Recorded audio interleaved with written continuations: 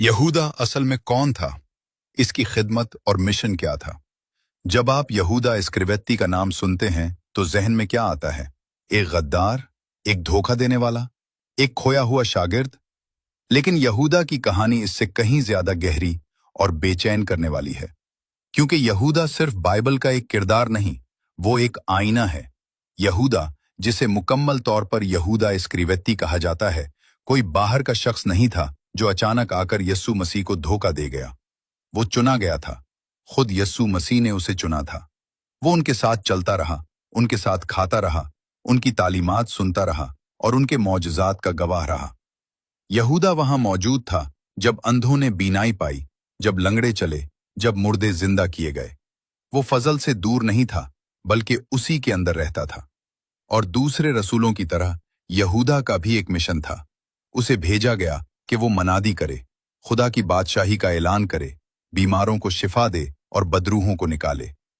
कहीं भी ये जिक्र नहीं मिलता कि वो उन कामों में नाकाम रहा। ये एक हैरानकुन हकीकत है। यहूदा बेकार नहीं था। वो शुरू से जाली नहीं था। इसकी खिदमत हकीकी थी।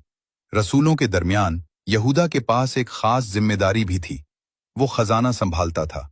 ये एतमाद का मकाम था, जिम्मेदारी का मकाम था, ईमानदारी का तकाजा करने वाला मकाम था।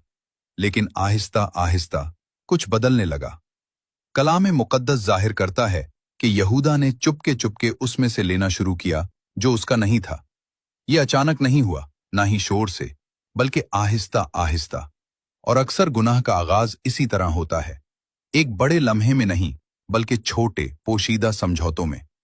फिर वो लम्हा आया जिसने उसे हमेशा के लिए बदल दिया। यहूदा सरदार काहनों के पास गया और 30 चांदी के सकों के बदले यस्सु को उनके हवाले करने पर राजी हो गया।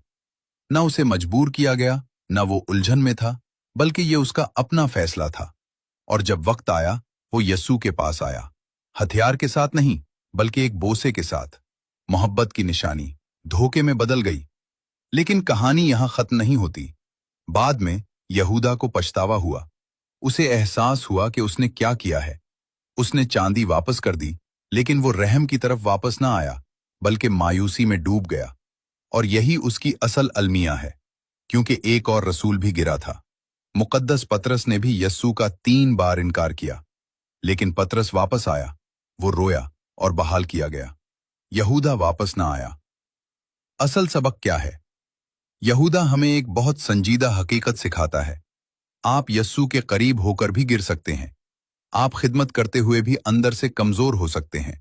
आप पर एतमाद किया जा सकता है और फिर भी आप रास्ता खो सकते हैं। लेकिन सबसे अहम बात, कोई भी गुनाह खुदा की रहमत से बड़ा नहीं, सिवाय उस गुनाह के जब इंसान खुद उस रहमत को ठुकरा दे। यहूदा के पास मिशन था, उसके पास खिदमत थी। वो चुने हुए लोगों में शामिल था, लेकिन उसने सब कुछ खो दिया। इसलिए नहीं कि खुदा ने उसे छोड़ दिया, बल्कि इसलिए कि वो वापस ना आया। और यही सवाल हम सब के लिए है। जब हम गिरते हैं, क्या हम यहूदा की तरह भागते हैं या पतरस की तरह वापस आते हैं?